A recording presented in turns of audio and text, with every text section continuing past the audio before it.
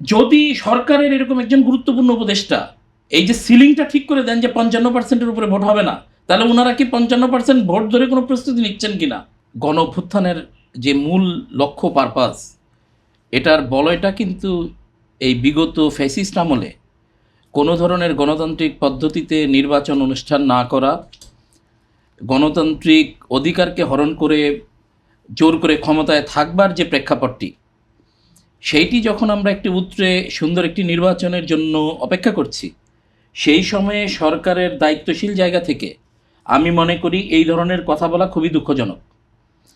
উনি নির্বাচনে, আমি তো মনে করি যে এটাকে আমরা যেমন কিছু কিছু ক্ষেত্রে পজিটিভ ডিসক্রিমিনেশন বলি, যে আপাত দৃষ্টিতে ক্যালকুলেশন আমার যেটাই থাকুক তারপরেও উৎসাহ প্রদানের জন্য আমরা অনেক সময় বাড়িয়ে বলি। আমি তো মনে করি যে সরকারের পক্ষ থেকে এতদিন পর একটি নির্বাচন অনুষ্ঠান হচ্ছে, উনি যদি ব্যক্তিগতভাবেও মনে করেন যে ৫০-৫৫% ভোটার উপস্থিত হবেন, ওনার সেটা অনেক বাড়িয়ে বলা উচিত। আমি মনে করি সরকারের চেয়ারে থাকার কারণেও।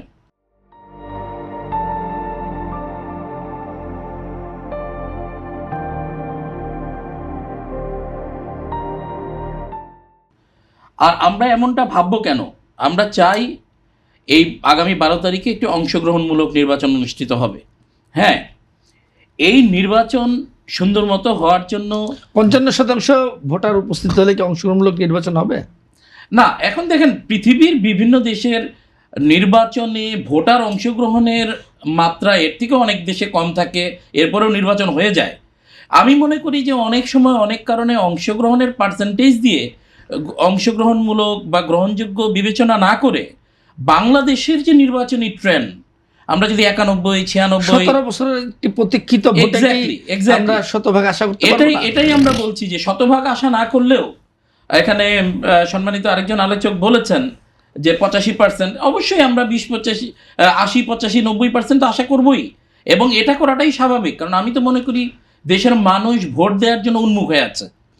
এবং এখানে একটি বিষয় অবশ্য উল্লেখ্য, সেটি হচ্ছে নির্বাচনের দিনের যে পরিবেশ, নির্বাচনের ঠিক আগ মুহূর্তের যে পরিবেশ, সার্বিকভাবে নির্বাচন কমিশনের যে প্রস্তুতি, এগুলো ভোটারদেরকে উৎসাহিত করবে। এইরকম প্রস্তুতি পরিবেশ আমার মনে হয় যে নিশ্চিত করা প্রয়োজন। অনেক ক্ষেত্রে যদি সেটা ক্রিয়েটেড হোক, আর্টিফিশিয়াল হোক, ষড়যন্ত্রমূলক হোক, যদি নির্বাচনের আগ মুহূর্তের অনেক পরিবেশ আমরা যেগুলো বিভিন্ন সময় নির্বাচনের সময় দেখেছি, সেই ধরনের যদি কোনো পক্ষ করার চেষ্টা করে, তাহলে সেক্ষেত্রে ভোটারদের মধ্যে ভীতিকর অবস্থা তৈরি হতে পারে। আর আরেকটি বিষয় হচ্ছে, আমি এই যে তৌহিদ হোসেন সাহেবের এই বক্তব্যের রেশে আমি একটি আশঙ্কা, আমার ব্যক্তিগত বা ভয়ও বলতে পারেন। আপনি জানেন যে ২০০৮ সালে যে নির্বাচন হয়েছিল, সেটাকে আমরা বলি যে এটা একটা অভিনব ইঞ্জিনিয়ার্ড ইলেকশন। সেখানে বলা হচ্ছিল যে তারা আগে থেকেই সেট করেছিলেন কাদেরকে কত সিট দিবেন, এবং যদি সরকারের এরকম একজন গুরুত্বপূর্ণ উপদেষ্টা এই যে সিলিংটা ঠিক করে দেন যে ৫৫%-এর উপরে ভোট হবে না, তাহলে ওনারা কি ৫৫% ভোট ধরে কোনো প্রস্তুতি নিচ্ছেন কিনা? এটা উনি বলেছেন ৫৫%-এর উপরে ভোট পড়বে বলে উনি আশা করেন। না, ওটাই বলছি যে তারা কি এই ধরনের কোনো প্রস্তুতি সরকারের পক্ষ থেকে আছে কিনা আমি জানি না। সেই ধরনের হলে কিন্তু সেটা দুঃখজনক।